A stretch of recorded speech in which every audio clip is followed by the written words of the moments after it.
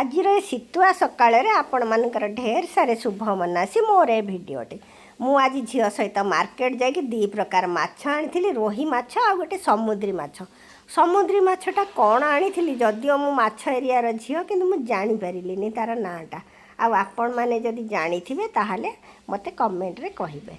तापर लिसा कहला अप्पा मु माछ तरकारी करदेवी आपण जहाँ करेंगे करतु। मु कहली हौ मु भात डाली आ साग भजा मु बनईदेवी। लिसा कहला मु समुद्री माछ को बनईदेवी खट्टा मिठा देकरी। मु कहली हाँ हाँ खट्टा मिठा देकी सी अवश्य शिखिनी मु ताकू शिखेइछि आ मु शिखिथिली मो बो पाखरु।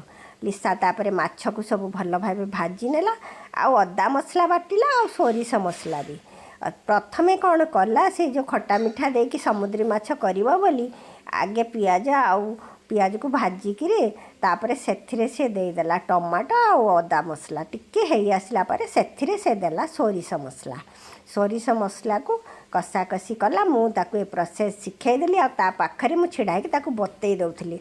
अवश्य से जानी नथिला।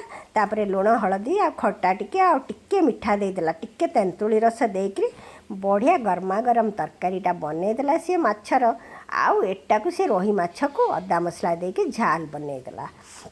बास आज आमर प्रस्तुत हो गला दुई प्रकार माछ आ मु बनईदेली भात आउ डाली। तापर मु साग को धोई धाई काटी नहीं आ पनीपरिया समस्त प्रकार परिवा किछि देकरी मु तापर कौन कली जो बड़ी देकरी साग को पियाज रसुण देकरी मु भाजी नहीं आज तो आम घर थाली रे थिला भात डाली माछ झाल आउ माछर खट्टा मिठा सुआदिया माछ तरकारीटे आम ओडिया घर रे खाइबा आपण मानकु केमती लागला।